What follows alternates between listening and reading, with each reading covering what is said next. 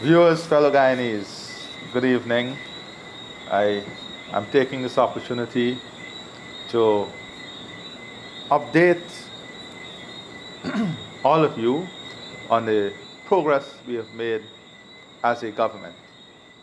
Now, I have noticed some editorials and some other commentary that always seek to minimize what the People's Progressive Party civic government is about and what we do. As you know, since we came to office, our policy has been pursuing initiatives that put more money in people's pocket, that create and expand employment, that foster an environment for building of prosperity for all, and ensuring that we build a strong, resilient, and sustainable economy, one in which all of Guyana will prosper. It is necessary, though, that I remind all of you, all of us, for a matter of fact, of the tremendous gains in less than 3 years that the People's Progressive Party Civic has brought to this country.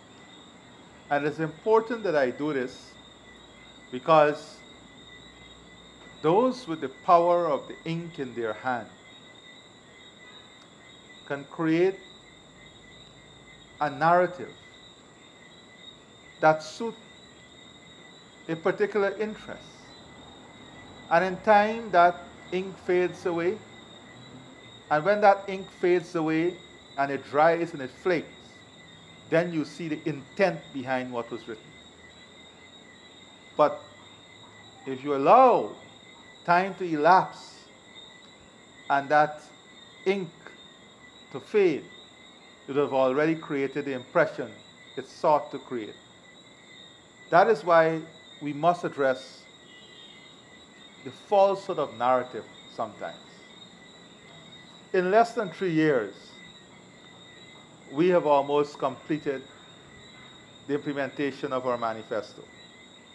Yes, we brought back the Because We Care cash grant. Not only did we restore it, but we increased it. We've eliminated taxes on cell phone and data. This was not part of the promise. So when you speak about how the ordinary people benefit from policies and programs, first of all, we have to understand policies and programs. Who is it that benefits from the restoration of the Because We Care grant? Who is it that benefits from the elimination of taxes on cell phone and data? It is the population that benefits. Data has become an important part of our daily lives. Cell phones is not only to make calls these days. People study, they do their work on cell phones. We've removed all of that. The more than 200 taxes and fees that we remove, including D&I charges, VAT on exports and building materials, all of those VAT and taxes we remove completely, benefiting all of Guyana, putting back tens of billions of dollars in the pockets of the ordinary, the farmers, the household, every household, ordinary workers. This is where those resources go. The removal of those taxes costs the government because it is less tax you're collecting.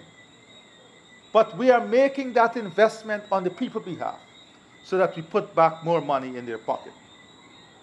The removal of VAT on electricity, water, food, and medical supplies. Yes, you remember, in just over 3 years ago, food items, electricity, water, medical supplies all had VAT. It is this government in less than 3 years that removed the VAT from that. Who benefited? It is not the ordinary people and the people of this country who benefited. When that VAT is removed, who benefited? The electricity and water subsidies to pensioners. Yes, $50,000. We have introduced the subsidy back to pensioners. Who benefits? The pensioners of our country. The taxes and removal of the age restriction on vehicles. Who benefit again? Electric vehicles are completely free of import duties, excise tax and VAT. Duty on new motor vehicles below 1500 cc reduced from 45% to 35%. Vehicles 4 years older are subject now to a flat rate of tax. Who is it that benefits? Who are these policies? Who are the beneficiaries of the intent of these policies? It is the people. Every single Guyanese. The 20,000 scholarships by 2025. Already almost more than 15,000 persons are studying degrees, diplomas, certificates. This is an investment by the government to benefit who? The people of this country. $40,000 per month in old age pension by 2025. We are in progress of achieving that. From August 2020 to 2023, old age pension increased by 61%. Yes, 61%. Who benefited? These are things that we did in less than 3 years. The 50,000 new jobs. We are well on track of surpassing that when many doubted our ability to achieve it. The 13,000 part-time jobs in Region 2, 3, 5, 6, and 10 that is adding disposable income, new disposable income to families who did not have that income before. Who is it benefiting? When that disposable income is repaying monthly installments for low-income loans, who is it benefiting? This is what the government has been doing, putting more back in the pockets of people. The more than 2,500 CSOs who were rehired. Yes, you will recall. These are CSOs who were fired under the previous administration. It is this government who rehired those Amerindian CSOs. Who is benefiting? 2,500 Amerindian families from this one direct measure. Over 2,000 Gaisuku workers rehired. Yes. Editorials and editors, you forgot this? More than 2,000 rehired that were fired under the last administration in Gaisuku alone. Thousands of new jobs being created in the agriculture sector. By investing in call centers alone, we have created more than 1,200 new jobs, bringing in new investment. This is what we have been doing. This is the work that we have been doing. In housing, in achieving our 50,000 house lots, more than 25,000 house lots we have already allocated. Investing in people's welfare, giving them opportunity to own their own homes. Not only giving them the opportunity, but bringing down the interest rate. Today, a low-income interest rate is at 3.5%. This is what the government has done, delivering every day to the people of this country. In addition to that, we have initiated a program to accelerate home construction by giving cement and steel to support persons building their homes. Thousands of Guyanese have already benefited from the cement and steel subsidy. Who is benefiting from these initiatives? Who are the beneficiaries of this initiative? Yes, it is the people of our country. The public servant pay increase, almost 25% increase since 2020 at the end of 2022. We are reducing the cost of living through varied initiatives, reducing excise tax on fuel from 50% to zero. Yes, it is this government that responded to the increase in fuel costs by removing all the taxes, bringing it to zero, foregoing billions of dollars in revenue, helping the farmers by giving over $1 billion of subsidy in fertilizer. Who are benefiting? Who are benefiting from these investment and incentives that we have been giving to the people of this country? We have done a lot to increase disposable income. We distributed more than $7.5 billion in the COVID-19 relief grant. Citizens receiving $25,000 in every region. $7 billion distributed to farmers and households to recover from the May-June 2021 floods. A one-off cash payment of $250,000 each to more than 5,300 severed workers from Enmore, Skeldon, Rosehall, and Wales, injected more than $1.3 billion into these communities. Increasing the income tax threshold from $65,000 to $75,000 in 2022, giving back to the taxpayers more than $1.3 billion, putting back more than $1.3 billion in the pockets of taxpayers. Increasing and restoring the school cash grant program, the special one-off $25,000 cash grant for families in the riverine areas, the one-off cash grant for the public servants, tens of billions of dollars we have injected back as disposable income directly into the pockets of the people, the working people of this country. Outside of this, we have initiated various measures to support the vulnerable.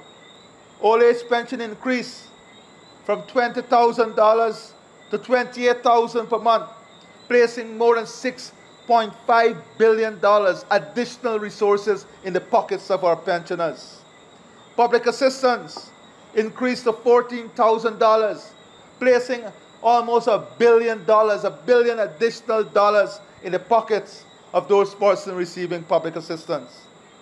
Disposable incomes in the family has been increasing rapidly. We have provided an annual cash grant of $600,000 to every dialysis patient. $600,000 to every patient that needs dialysis. Where else is this happening? The editorial mysteriously and miraculously miss all of these facts. Let us question what was the intent. What was the intent? Who benefits from this? The $600,000 to every single person who needs dialysis. We have done tremendously well to improve and increase home ownership and support home construction. It is this government that zero-rated VAT on construction material. We increased the low-income mortgage loan ceiling from $8 million to $15 million. We increased the NBS ceiling from $12 million to $15 million. We increased the ceiling for mortgage interest relief from $15 million to $30 million. The mortgage interest relief. We assist house lot owners to secure loans up to $12 million. Putting on this program alone, reducing the cost for construction of home and home ownership, we have put back billions of dollars in the pocket of people. That is what we have been doing. Supporting every single Guyanese family. And every single house lot is heavily subsidized by the government. So when we invest and spend in building infrastructure and creating the house lot, we are creating value and equity that is 10, 20, 30, 40 times more than what the homeowner is paying for that land because of the subsidy we are putting in. When you create that added value, when you create that increase in the net worth of the asset they're acquiring, what are you doing? You're empowering them. You're empowering them. You're improving and increasing their net asset value. That you're empowering. That is what we do. That is how the policy works, and that is how it impacts the lives of people. We have initiated many programs to support agriculture. Yes. Yes. We have reversed the land lease fees, water charges, land taxes, and D&I charges back to the 2014 rates. We forget this. Yes, this government in the last 3 years that removed the VAT on fertilizer, pesticide, and key inputs in the poultry sector include zero rating the poultry industry, tax concession for agro-processing, cold storage and packaging, and special incentive for corn and soya production. That is why we are seeing such a boom in the agricultural sector. We have helped the poultry industry again, bringing down interest rate from 8% to 5%. Who benefits? Who are the beneficiaries? The consumer, the farmer, the investors in the poultry industry. We have removed VAT on machinery and equipment, on ATVs for mining, forestry, agriculture, manufacturing. We have removed VAT on the imports and allowing sawmillers to export logs. Who are these policies benefiting? The miners, those in the forestry sector. That is why you are seeing a re-energizing of the forestry sector, a re-energizing of mining, a re-energizing of agriculture. It is because of the policies that is giving people the opportunity. And who is it that these policies and these investments are benefiting? Whilst we are doing all of this, we have taken a number of measures to increase the competitiveness, promoting local content and creating jobs. We have removed VAT on commercial transport fleet, VAT on new trucks import, the VAT, 14% VAT on imports of new haulers for containers, removal of the 10% excise tax for import of new double back pickups under 2000 cc, reduce the excise tax from 110% to 75% on double cab pickups. Who are these policies benefiting? Who are the beneficiaries? Foregoing billions of dollars of revenue, putting hundreds of billions of dollars over the years back into the pocket of the people of this country. But that escape, that is somehow or the other, that escape the pen, the venomous pen of sometimes. And you question, what is the intent of that pen? When you try to communicate falsehood. And I can go on. You know, I don't like to keep you long on these slides, but I can go on and on. The first 100 days alone in office. In the first 100 days, we give $5 billion to every single Guyanese with a 25 household with a $25,000 COVID-19 grant. $150 million was paid out as risk allowance for our frontline health workers. We forget this. Our joint services are now receiving back again their annual 1-month bonus. In 2021, we paid $612 million in year-end tax-free bonuses for our healthcare workers. We paid a 7% across-the-board increase to all central government employees. This placed $10.5 billion in the hands of our 50,000 public servants, additional money. We paid 7.7% also to the sugar workers. As I said, we removed the VAT on basic construction material. Who benefited from all of these investments? Who benefited from all of these policies? It is the people of our country. So when I see these,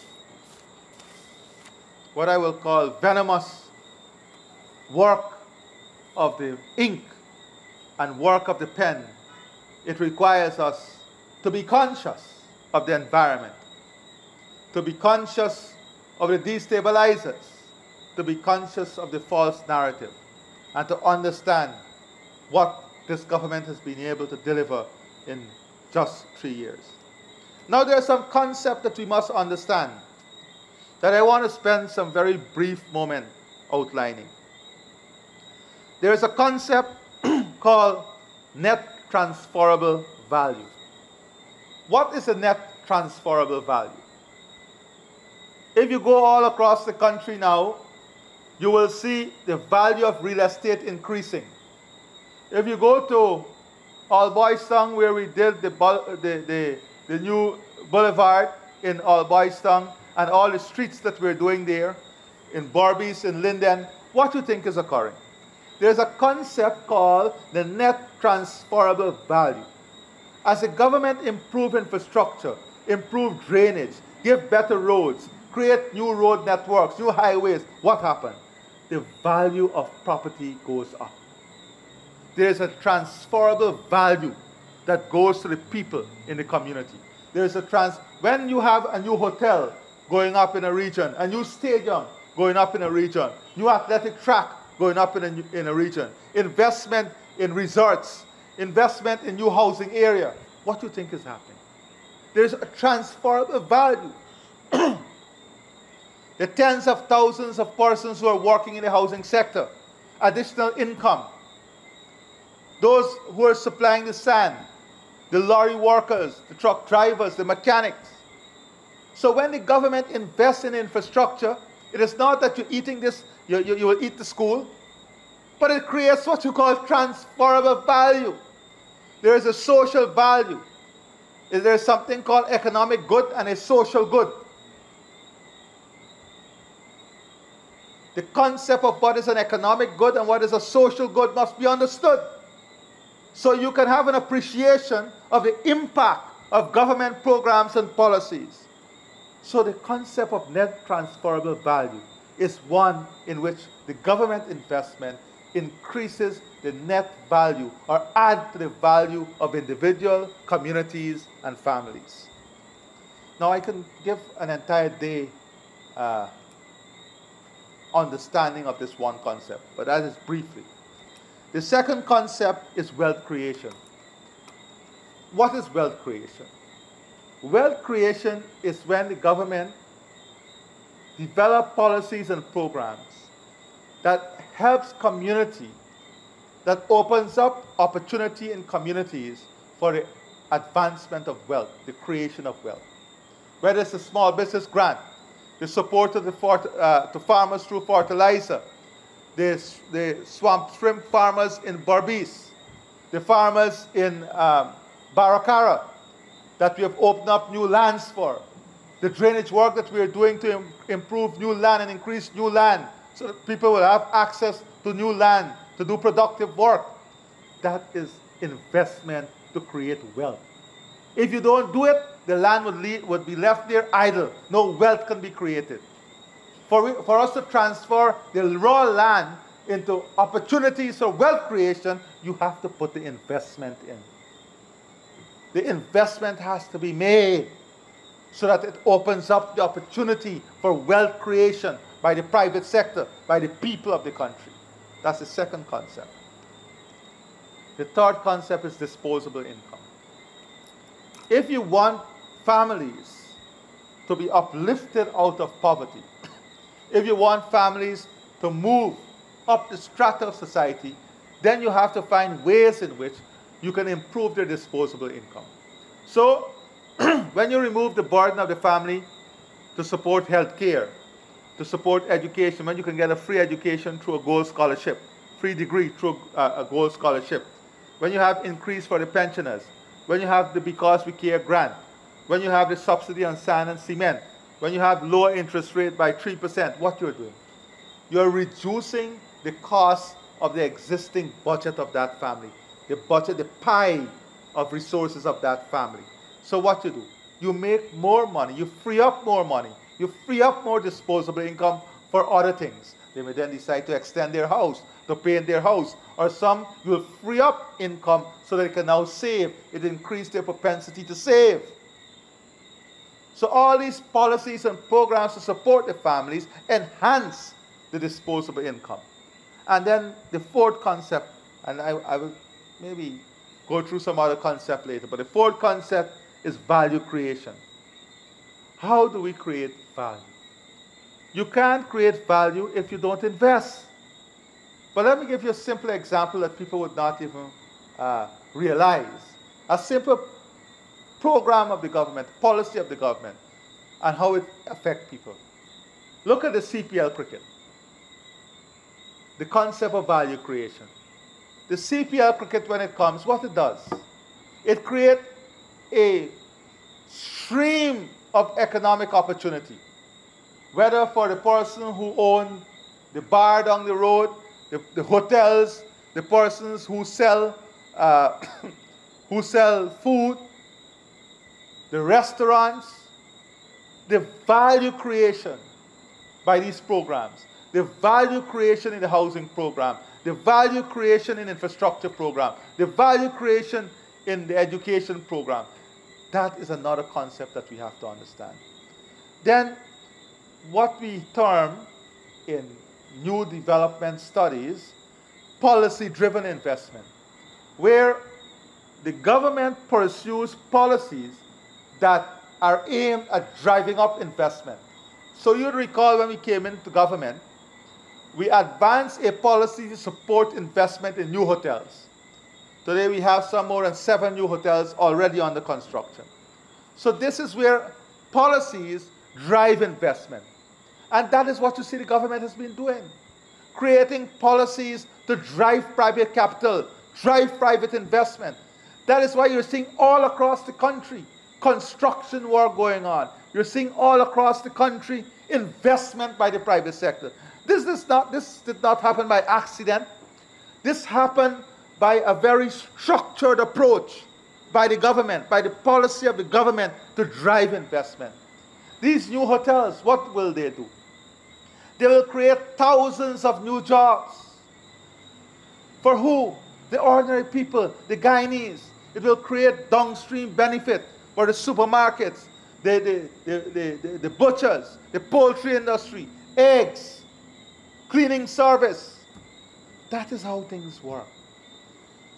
So the policies that we have developed is driving investment. Look at agriculture. Soon we will be self-sufficient in corn and soya. Launching a new project now to be self-sufficient in black eye.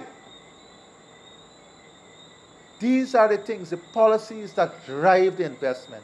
Investment in manufacturing, industrial development, agro-processing, the hospitality sector, new malls being built. These things are not by accident. Policy-driven investment. Now poultry, housing, construction. So my dear friends, I just wanted to take some moment this evening to give you a brief glance into the agenda of the government in the last 3 years and how we have delivered directly for every family and every Guyanese, and how the policies are shaped to create a stable, resilient, strong, and sustainable economy and a prosperous future for every Guyanese. As always, God bless you, and thank you for your time.